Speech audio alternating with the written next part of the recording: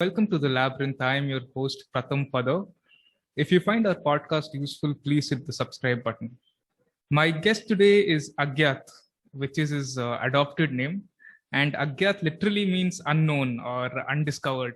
But in this podcast episode, I'll try my best to discover him and to understand him. So Agyat, welcome to the show. Thank you, Pratham. So, Agyat, can you briefly introduce yourself and tell us what you do? Yes, you've already told about my name. So my name is Agyat, and I'm a clinical hypnotherapist. I work with Reiki, mindfulness, and Osho meditations.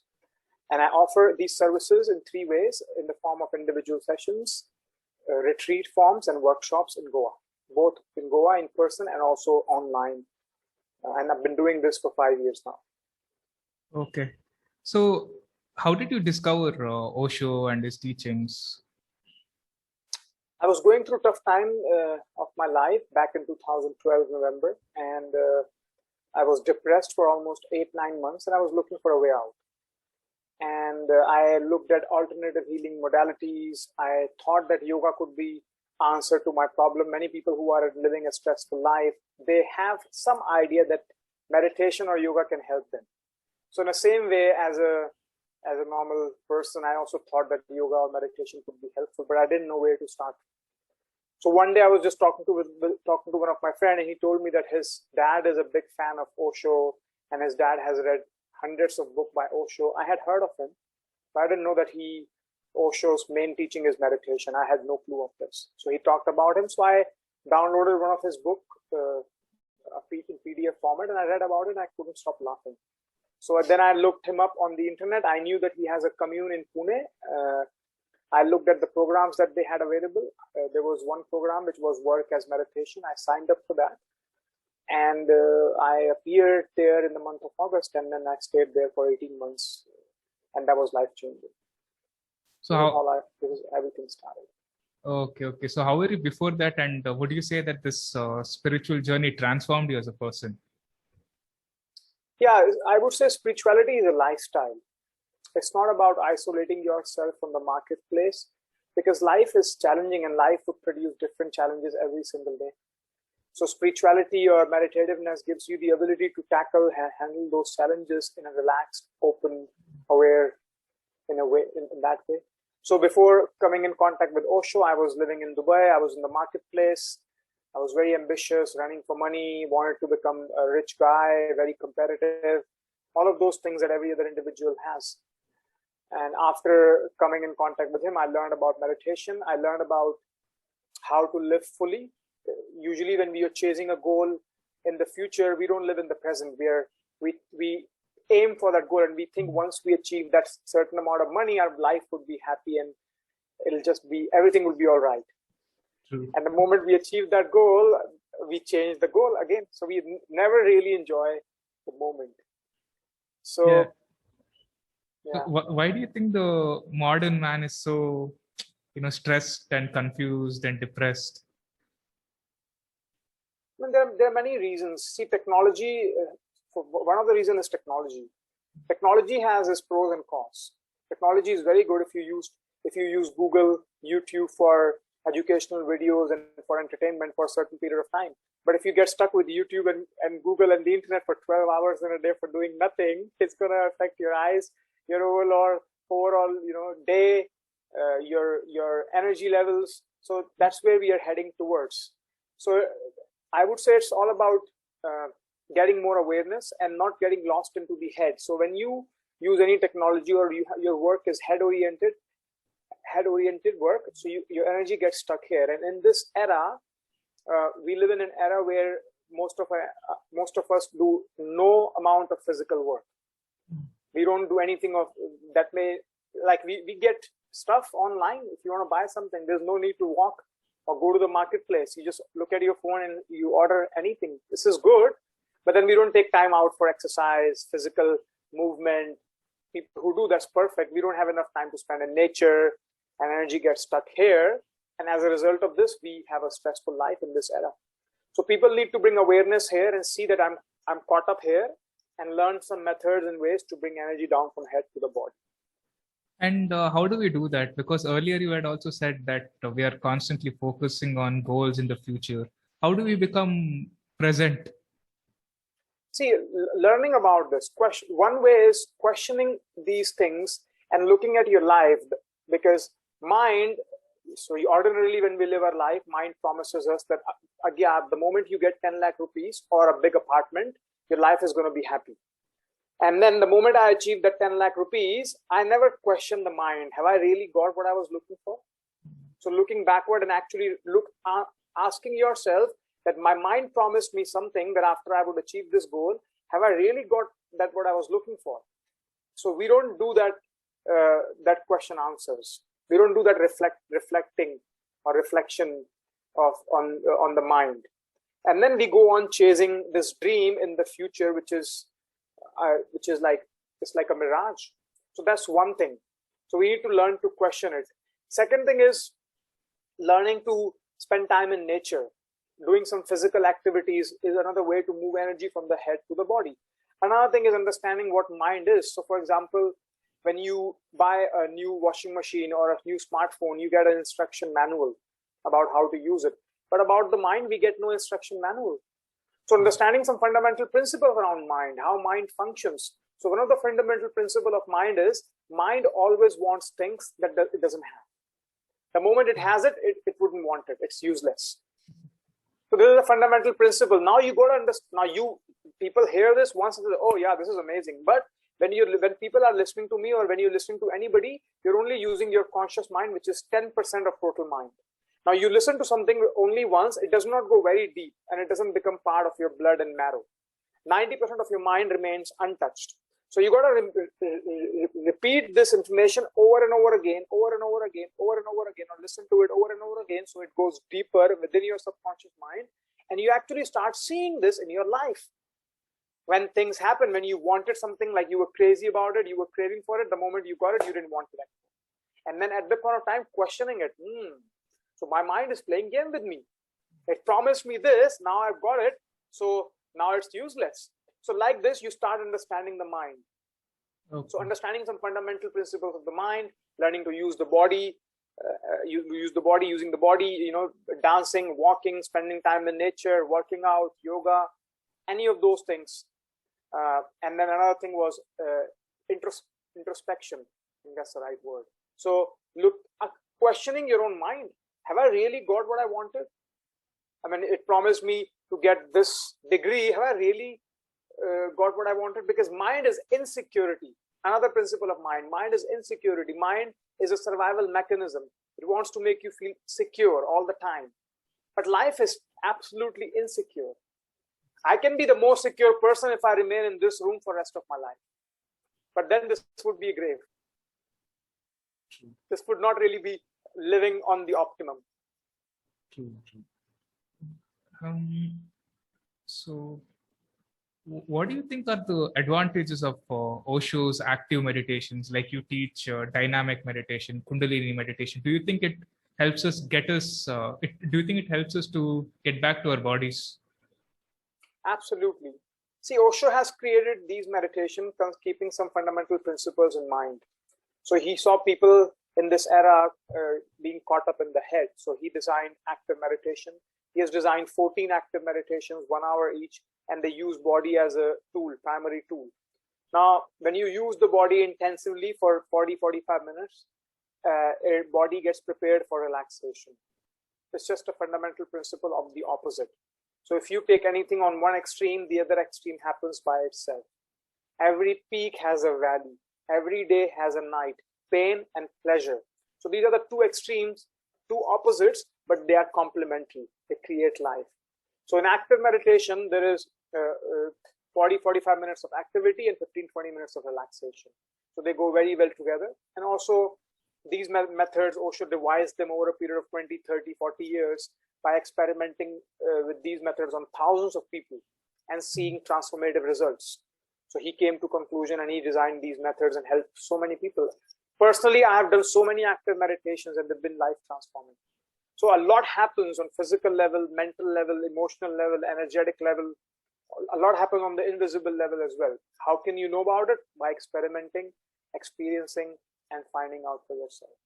That sounds like a psychedelic experience because a lot of people, few people, they do psychedelic drugs, and they go through, when they are doing these drugs, they see things, they see different colors, and they go through a different experience. It's almost like dying. And then they do meditation, like dynamic meditation, and they see it's similar in many ways. They say it's life changing. Would you also say that, doing active meditation, you will like you'll go through a life transforming experience? Yes, it would be a life transforming experience. I haven't done any psychedelic drugs yet, so I wouldn't be able to compare the exact the experience between these two. Nothing wrong in doing psychedelic drugs. I mean, it's just a personal preference. What I would say about the meditations or the practices, what actually the psychedelic drug or alcohol or smoking, what it does, actually it changes the hormonal balance of your body. So it's like we have seven endocrine glands that control the hormonal production in the body. So hypothalamus is right here and pituitary is right behind it, then thyroid, and then different hormones.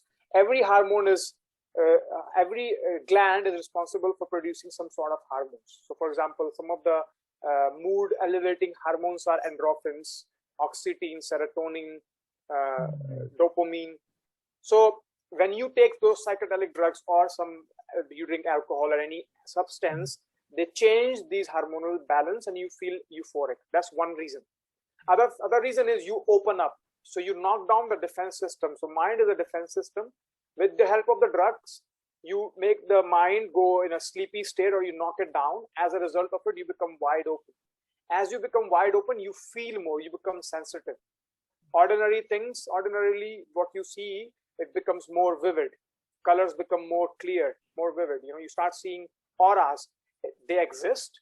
It's not that they don't exist around living beings. Everybody has an energetic aura, but we are not able to see it because we have a defense mechanism and we're caught up in the mind. So this is what these things do. They knock down the defense system. Now, what happens with meditation or any yogic practice or any other method that works with the inner? It's like you actually go into the body and you actually get access to your endocrine system and you start producing those hormones at will. So imagine you can get inside your head and you connect with the hypothalamus gland or pituitary and you energetically start moving the pituitary gland energetically. And it's possible through active meditation. This is my experience. And when you start moving the pituitary gland or the hypothalamus gland energetically, you get more control over your body. The hormonal production starts happening and you produce more dopamine, endorphins, oxytocin, serotonin. You feel high. You start feeling amazing. Yeah, you feel high. I mean, there is a certain amount of effort. You have to put an hour aside for a certain period of time in order to get the effort. But you start feeling that. You get into that state.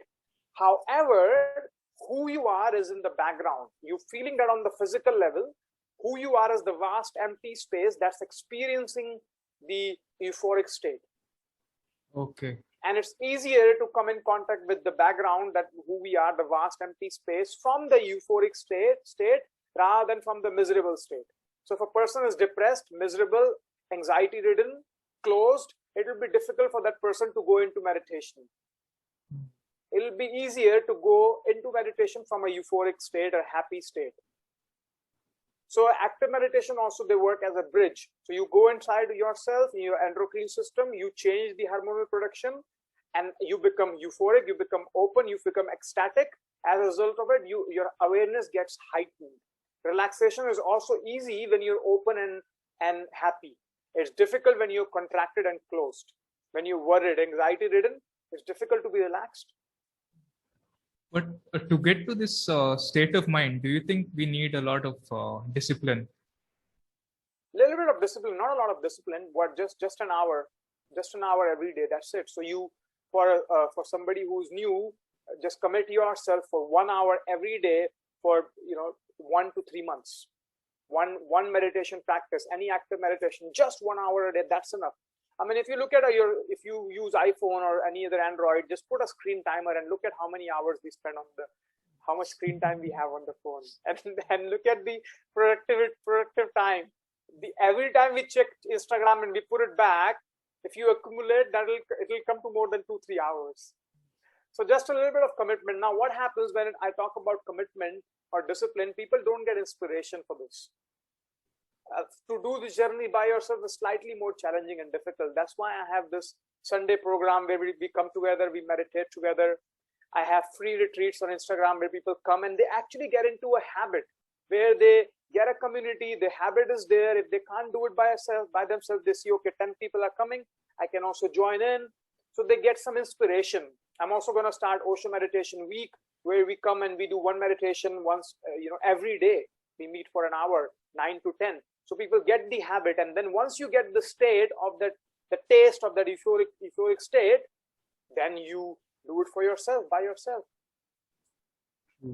And you also speak of no mind. And earlier we were also talking about how, we have to kind of get out of our own mind and return to our bodies. Do you think my mind is a separate entity, or do you think I and my mind are the same thing? See, have you seen the waves on the ocean? Yeah, I have seen it. Are the waves separate from the ocean? I'm not sure. I mean, I guess they're the same. In a way they are, in a way they are not. Okay. So have you seen the rainbow in the sky? I have seen. Is the rainbow separate from the sky? Can you actually take the rainbow out of the sky? Good. That's a good question. I've never thought of that. You cannot. Rainbow and the sky are inseparable. Just like wave and the ocean are inseparable. Now, wave is one manifestation of the ocean. Sometimes there are more waves, sometimes there are less waves. Sometimes the ocean is calm. So mind and consciousness are not two separate things, they are one. They're part of the same energy. Now, when the mind is the energy is same, it's just a different expression of it. Now, mind is a tool. Now, to understand this easily, in the beginning, it's good to understand that mind is separate, thought is separate, but actually they are not separate, they are one. Energy is one. Just like wave is not separate from the ocean. So mind is not a separate entity from the ocean. Everything gets the energy from the consciousness. My body and my mind, they get the energy because of the consciousness. And I can come in contact with the consciousness with the help of the body-mind. So in the beginning, the first step for the seeker is coming down from the head to the body. And actually the second step and third step would involve going beyond the body and the mind. So mind is, you can say, is in the middle, but then you can't go from the mind to the consciousness. You go to the body and then you go to the mind and then the consciousness. This is how the steps are. Interesting. And you had also said that our consciousness is only 10% and subconsciousness is the vast part of us, right? Around 90%. What exactly do you mean by that, and how do we get into our subconscious? Conscious mind. So I talked about mind. So there are two segregation predominantly. There are more segregations, but just to keep it very simple, conscious mind and subconscious mind. This is the total mind, and anything that you repeat over and over again becomes part of your subconscious mind. So we have blueprint around money, we have blueprint around relationship, we have blueprint around living a happy life. Where did we get this blueprint from? From our family, from when we were growing up, from the school, the books, the movies that we read. How did we get it? By listening to it over and over again. Every time we would make a mistake, our mom and dad would say something. Go to school, study, get good grades, become a good employee, over and over again, and then that became part of our subconscious mind. As a result of it, we lived through that pattern. But we are not our mind. Who we are is vast empty space. We're much more than that. Mind is just only a software. So there's three things. One is programming, reprogramming, and deprogramming. So we all have a program called mind. Different people have different kind of mind. People in India would have a different programming than people in America, than people in Europe. Now you can change the programming, which is called reprogramming. You can do that with the help of hypnosis, self-hypnosis, reading books, watching YouTube videos. This is a form of intervention. Watching a podcast, listening to somebody new, and then questioning your own mind. So you're actually reprogramming. You work towards reprogramming. How do you reprogram your mind? One of the ways is repetition. Anything that you repeat over and over again becomes part of your subconscious mind, and you reprogram yourself. Doesn't matter what that is.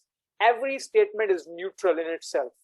It's neither negative nor positive. Negative and positive is our own label that we put. We like something, we call it positive. We don't like it, we call it negative. So everything is neutral in itself. We don't like the outcome, we say it was bad. We like the outcome, it was very good. So we learn any statement that we use, whether we say I can do it or I can't do it, they would both work. You repeat it over and over again. So this is how you reprogram your mind. Third is deprogramming. With the help of meditation, a distance gets created between your thoughts and your own reality. Or you can say the mind slows down with understanding. As the mind slows down, only the consciousness remains, the ocean remains. And you realize yourself that you are the vast empty ocean or the space in the background, and the mind appears and it disappears. Thoughts come and then thoughts go.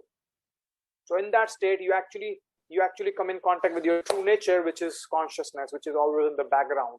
Hindus have called it Atma, soul. So it's called awareness on awareness. So first step is learning to connect with your body, feeling the body, watching the body, becoming aware of the body. That's the first step. Second step is becoming aware of the mind, thoughts, emotions, feelings, and sensations. Third step is awareness on awareness. And if you remain awareness on awareness, like a magnet, 24 hours, you're enlightened. And once you're enlightened, you have an energy field in which people come and then their mind slows down. That's the difference between an enlightened and non-enlightened being. That's it. Whoa. Earlier, you had also said that you're a clinical hypnotherapist, and even just now we were talking about hypnosis. How does hypnotherapy work exactly? Very simple. One way is hypnotherapy primarily deals with subconscious mind. One way I told you is repetition. So you listen to any tape recording over and over again. This is a form of hypnosis. So it becomes part of your subconscious mind. This is for goal orientation, finding things, wanting things that you want in the future. This is one dimension of hypnosis. Second dimension is backward oriented approach, wherein you go backward into your life, in your mind, and you remove energetical charges that your body mind may have accumulated, the stress that your body mind may have taken over, the energy release. So it happens with the help of hypnosis. We go into the memory and we remove all the obstacles in the memory that make us heavy, sad, worried about the past, or depressed about something that didn't happen in our life or happened. So removing those obstacles with the help of hypnosis. So past oriented approach, going backward into the past. It could also be past lives. Future oriented approach, goal realization by empowering and repetition. And does this work for most people? Yes, it works with many people. I've given recordings to many people. I've worked with maybe more than 500 people. So many people have heard my recording. I have used hypnosis for myself. I have got results. People found amazing results. There's one guy that I've worked with.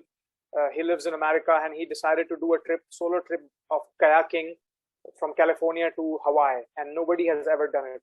So he's the first person. So he got a recording made through me on endurance and success on this journey. He's right now still traveling. He's on his kayak. So I made his recording, and his girlfriend wrote me a message that he used to listen to your recording whenever he would feel bad, or he wanted to work on himself. He listened to the recording every single day for months and months and months. And I'm waiting for him to come back and get over this big target that he has, and then it would be lovely to hear from him whether he was able to achieve his target or not. So that's very interesting. And by just listening to the same thing, you are actually changing the message in your own mind. And yes. Okay. And a lot of people use it. A lot of sportsmen use it. Tendulkar has used hypnosis in London. A lot of cricketers have used it. In Russian athletes, they use hypnosis. They've been using hypnosis since 1950s. So these big cricketers or big football stars, successful people, they all use hypnosis. It's a very simple modality, but it's not talked about. Something that empowers ordinary people and can change the life of ordinary people is just usually not talked about. These are hidden jewels. Yeah, man, so many hidden jewels. And speaking of hidden jewels, there's another thing that is not spoken of a lot. I think you are into that practice, and that practice is of Reiki. How does Hmm. Reiki work? Reiki is very simple. It's another simple method. It's called Reiki, means universal life energy, and everybody has this universal life energy. It flows through the hands of people, and we all have Reiki energy. That's why when we have pain in any specific part of the body, we actually place our hand on that part of the body. So unconsciously, we are actually transferring the energy on that specific part of the body. And this is how healing happens. A warmth gets created, and the healing happens on itself, by itself, on its own. So this universal life energy travels from the hands of an individual. When anybody gets hurt in your family or a small kid, mom, they usually place their hand on the part of the kid, that part of the kid where they got hurt. So it's also another way of sending Reiki energy, which is used for healing. What kind of healing it is used for? Physical aches and pains, removing toxins from the body, energetic releases. All these areas can be used, working on the energy bodies, cleansing the chakras, cleansing the energy bodies. So Reiki energy works in this. Now, if you want to make the Reiki energy stronger or the channel stronger, you got to meditate on a regular basis. If you meditate on a regular basis, the channel becomes really, really strong, and the healing is accelerated. Second thing is, if you get initiation through the master, Reiki master, also this makes the channel stronger. And the third thing is practice. If you practice Reiki energy every day or long enough, it becomes stronger and healing happens faster. So if you take a Reiki session from anybody, consider these three things as vital. Ask them how long they've been practicing Reiki for. Are they a regular meditator? Did they get initiated by a master, Reiki master? And then check, where do they stand in line in the initiation process from the founder of Reiki, and in their master, how many people are there in between? This also makes the channel stronger. That's So very you don't have to be, yeah. You don't have to be initiated. You can practice Reiki on your own by yourself, and you can see the results. Yeah, but what happens is a lot of the things that you speak about is a little subjective, and some will say, there are a lot of people who they'll say Reiki. What is this? I mean, it's not scientific. Is it really possible? Like, if I get hurt or if I break my hand, can I use Reiki? These are the questions they'll ask. So, do you have any comment on that? Depending upon the kind of hurt you have, if you have just a muscular ache and pain, if your arm is broken and then it needs a surgery, you can get the surgery done and still use the Reiki to accelerate the process. So you gotta be smart. You can't be stupid. If there is a major injury, you gotta take the help of the professional doctor, and then on top of it, you top it up with the energy work. And everything is subjective in this world unless we experiment with what is being said. If I just talk about water and the quality of water and how it tastes like, and its formula is O2, H2O, hydrogen and oxygen, it's not going to make any sense unless we taste it. So when I'm talking about anything, I'm talking with experience. If I have no experience of anything, I wouldn't talk about it. So people who may think that it's subjective, I would say in small little cases, try Reiki out on your own. You have a bad stomach, place your hand on the stomach. For a bad stomach, you have a loose motion or something terrible, you take the tablets as well, and you place your hand on the stomach as well for a couple of minutes, at least 3 to 5 minutes in one go, and do it continuously, repetitively, and see if you get healed faster. Use self-hypnosis, use some statements that I'm healed, I can do it, and see if it has an empowering effect on your body-mind system. So experimenting is the only way. Yeah.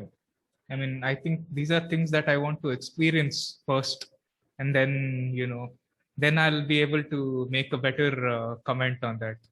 But yeah, earlier, I mean, back to the mind. Why do you think so many of us, in today's time, so many of us end up as prisoners in our own minds? Because there's no empowerment. We get trained in school how to use the mind, how to use this machine. Now, mind has its own benefits. But then there is no inspiration. There are no tools which has been shared with us when we are growing up in school for 15, 20 years, how to move the energy down, how to bring the energy down.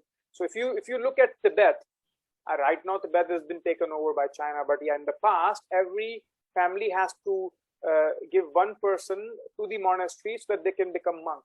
So meditation practice was part of their culture. So in some cultures, meditation is practiced and people learn how to use the mind. In some cultures, it's just forgotten. If you look at India, in the past, India has had golden past, wherein so many Buddhas have come out of Indian soil. Mahavira, Buddha, Kabir, Nanak, Meera, Dadu, so many. Osho has talked about so many enlightened masters. No country has produced, these enlightened masters. So somewhere or the other, we somehow knew how to use the mind, and then this art has been forgotten. So Osho tried to make an effort to bring this up and to help people learn about it and learn how to use the mind. So empowerment is needed. Education is needed. Inspiration is needed. Experimentation is needed. Openness to try something is needed. And for that, a certain amount of effort for a certain period of time is required. It's not right now we are so much result oriented that we need result instantaneously, like a pill. You take a pill and you just go to sleep. People expect this kind of result. You got to put an effort for a certain period of time, 1 hour every day for at least 21 days, or let's say 7 days, and stick to it and then see the changes. So that's what needed for this generation. And empowerment, education. So like, for example, we are doing this podcast, understanding this, and then embarking on this journey and starting from wherever you are. There are so many enlightened masters available. Sadhguru is one. He has amazing methods. Sri Ravi Shankar, Osho, Patanjali, all these masters, they're giving various methods. So instead of analyzing it, what to choose, what not to choose, just get started from wherever you are. That's the key. Getting started with your intensity and your totality. And as you get started, your path gets made automatically. It's not a ready-made path. It gets made as you embark on this journey. Commit yourself to any one method for a certain period of time, and things would evolve. Yeah. I mean, I think that it also requires a lot of patience, which most of us, living in urban cities today don't have. And if you see, urban cities today are filled with depressed individuals, whereas small communities or communes, like you've been to the Osho commune, when you go to these communes, or not just Osho commune, even if you go to a place like Auroville in Pondicherry, communes are filled with individuals who are happy and who are feeling fulfilled. Do you think cities in a way are contributing to us losing our sense of fulfillment and happiness?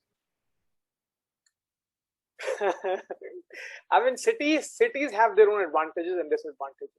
Cities, who create these cities? I mean, us. Yeah. who create these communes? Us. Okay. So what we need, we there is no need to remove the cities, and only communes cannot exist. Only cities cannot exist. These are two extremes. So living on the extreme is not the solution. Awareness is the key, and with the awareness, you find your own balance. You find out that what's really good for me. What actually happens in the city? There is the energy pool of energy which is there, and the pool of energy is to chase dreams, money, ambition, and people get lost into it. And the more you run after money, energetically there is a kick that money gives to you. Nothing wrong in money itself, but this is just how it functions. When you go in the dimension of ambitions and being a jet setter or go-getter, you just get an internal kick which you get addicted to. So you don't even realize it that you're caught up in this rat race or this hamster wheel or this running hither and thither, and you in that process you overlook your body, your physical, mental, emotional health, your relationships, your food habits, your sleeping habits. All of these things are not looked at. So it's not actually, it's because of unawareness all these things happen. Now what happens in communities where people meditate, there are a bunch of people, a certain amount of people who are living their life with awareness and harmony, and they are also probably making money. How would you run the commune? You need money to run the commune, to pay bills, to pay for the food. People eat food. You get donation. Where do you get donation from? From the people who are making money in the city. They are donating to the communes to make the commune run. So you cannot destroy the cities and then have the commune existence. So both are needed, but there is the kind of energy where people are happy, joyous, ecstatic, and probably they're living more aware life than the people who are living in cities. So what we need a certain amount of awareness. So the idea, Osho's vision was is to help people have a balance of both. So you go to the commune, you learn a lifestyle which is of awareness, and you bring that awareness into the marketplace, and you live in the marketplace, and you see where you get caught up in this energy, in the cycle of energy, when things take over and you have no control over things, and you just want to sleep, but you just can't sleep because you're worried about this target, and you want to have achieved this financial goal, and just keeps you everywhere. So how to do the cleansing on the energetic level? So learning those jewels that you learn in the commune and implementing them, where people trigger you every now and then. People make fun of you, or where you have to make a balance of all these things. You have to take care of the relationship, you have to take care of the money part, you have to take care of your inner harmony as well. That's where the real fun is. But then both is needed. So you go back and forth, back and forth, back and forth. Not getting stuck in the city, that's also one extreme. Other extreme is getting stuck in the communes. Using both. And it will be different for every individual. It's not that it's only 30 days. For some individual, it will be maybe 60, 40, 50, 50. 9 months there, 3 months there, 11 months there, 1 month there. I don't know. It will be different for every single individual, because our intelligence levels are different. Somebody can hear one statement and they can remember it for the rest of their life. Other person may need to listen to it for 10 days over and over again. Even then they wouldn't remember. So it'll totally be different for every single individual. So how was your experience, Agyat, in the Osho commune? Amazing experience. I mean, it's just life-changing for me. Now, another thing that I would like to tell you about the meditation, when people don't have the empowerment, apart from empowerment, sometimes also people don't find something that they really enjoy doing it. So they have availability, but the liking is not there. When the liking is not there, you don't do that practice. So what's needed, I'm just referring this answer to the question that you asked in the past, that when you get started and you have exposure to meditation methods and you don't like something, drop it and find the next one. So for me, when I went to Osho commune, it was an amazing experience. I couldn't believe that there could be a place like this that exists on planet Earth. That was really amazing for me. And it was a commune. That was my first exposure to be in a commune. The energy field in the commune is, of course, amazing. It's different from the marketplace because people are meditating. Thousands of people are meditating. They create a certain kind of aura. Your mind calms down. People are dancing, enjoying. So there's a mood of festivity. So you feel elevated. You feel high. And I mean, it's just about experiencing. It's very subjective if I just talk about my experience. One needs to go there, experience with openness. And it's not just with Osho commune, any commune. You go to the commune and you give some time there, the energy field is definitely different. So for me, I lived there for 18 months in the commune. My life changed. I made only one priority to myself. That was meditation. And after that, I didn't have any more money to spend in the commune, so I had to go back to the marketplace. I used my savings, so I went back to Dubai. I had lived and worked in Dubai before that.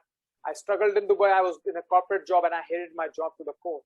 And I looked for the alternative ways of living. So I thought that how can I follow my passion? How can I find something that can make me happy? So I started questioning those things, and then things started moving. And then I left my job, came back to India, did some courses, and started doing this work and started sharing something that changed my life. And now are you happy with your life, with the way it's changed? Absolutely. Absolutely. I'm living my dream every single day. Brilliant, brilliant. Of all the spiritual gurus, why Osho? I'm sure when you were going through your journey, you might have discovered different techniques, different gurus, but you chose Osho. How come? No, I didn't choose Osho. I would say Osho chose me. Okay. How can I choose? Osho chose you. Yes. So the masters, they choose the disciples. It's not the disciples that choose the master, because disciples are in darkness. How can a disciple with a little tiny mind or little small light can find the master in this vast empty space, in this eternal space? It's always the master that chooses the disciple. Before coming in contact with Osho, I had come in contact with a master called Professor Park Ju. He is a North Korean, South Korean master, and he created an alternative healing modality called Sojok therapy. wherein you learn to heal your body from some points in your hands and your feet. So I came in contact with this guy. He was a therapist, and he introduced me to some of the methods by Professor Park Ju, and I practiced those methods religiously. And now I feel that this master, Professor Park, he must have been an enlightened master. He's not living anymore. He's not in the body anymore. But at that point of time, I practiced what was told to me every single day. And as I practiced what was told to me, his methods, some things just changed. And when things change, I somehow got in contact with Osho. I had heard of Osho like back in 2008, 2012, 2003. 3-4 people talked about him, that he's a sex guru. In India, it's very famous. Osho commune, people go and have sex. And I had that understanding as well, that he has a commune, people do that. Once I was with my friend, we were going out. She wanted to buy a book on Osho, and she was looking for this book from different stores. And I was, taking her around, and I said, "Who is this guy Osho?" I knew that some beard. So that was 2004. I went to his commune in 2013. So I had heard of him many times. I don't think so that I chose him. It's happening. Okay, and why do you think so many people look at Osho as such a controversial leader? Because even I knew Osho from many years. Okay, even when I was a kid, I had seen his photo and all that. But when the year that I really, got introduced to Osho properly, started reading about Osho was when the Netflix documentary Wild Wild Country came.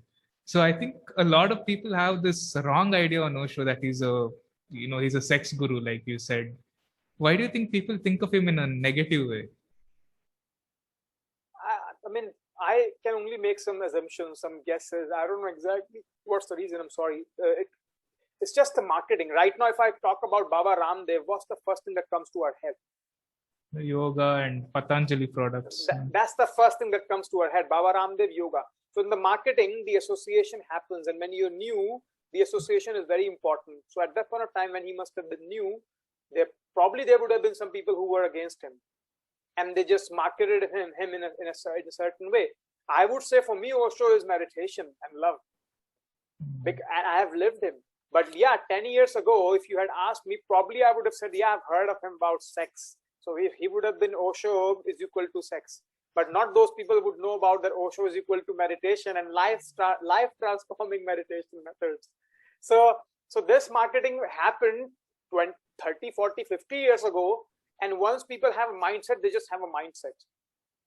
And especially in India, so Indian culture every culture has certain ways of moving. So India has a culture, a certain kind of culture, and through which we move.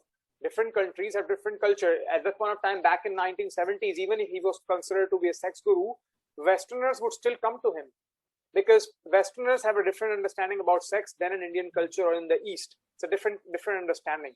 So it also depends upon what is our understanding about a certain things that a person is talked about, and how do we place that thing in our head?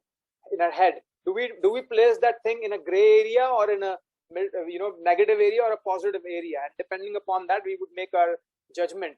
And usually we make our judgment very quick, within few seconds. So for example, people look at me, they just look at my beard and they think I'm a Baba.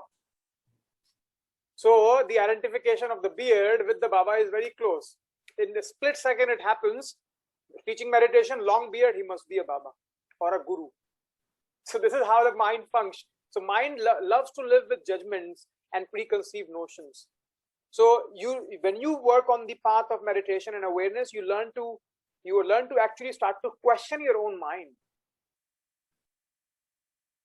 So it's just because of marketing, I would say, in the past, Osho and marketing. Okay, but Osho is actually much more than that. He talks, he's about meditation, about love, and about happiness and being in the present.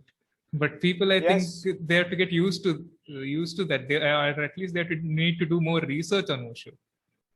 Yes, and for that, more time is needed, more effort is needed. So a different level of understanding is needed. And maybe for some people, he's just not. For some people, he is. For some people, he's not. So not everybody is for everyone.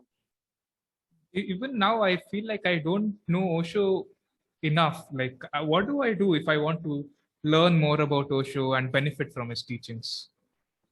Choose any of Osho's commune in all around India. There are many Osho communes available, and go to any commune and spend at least 5 to 7 days and practice religiously what he teaches. Practice meditation. In all the communes, there are meditations that happens from 6 a.m. until 10 in the night mostly. They have meditation retreats. So really, to get the hang of Osho is to learn to go and spend time in any of the commune, meditate for 3 to 5 days or 7 days, and then make a decision by yourself whether he is for you or not. And it's possible that he may not be for you. But before doing that, it would just be a judgment. Yeah, And it's true for every master. I think not even for. I think we have to enter the commune with an open mind. Yes, any commune. Whether it's Ravi Shankar, Shishi Ravi Shankar, or Baba Ramdev, or Sadhguru, Eckhart Tolle, anybody.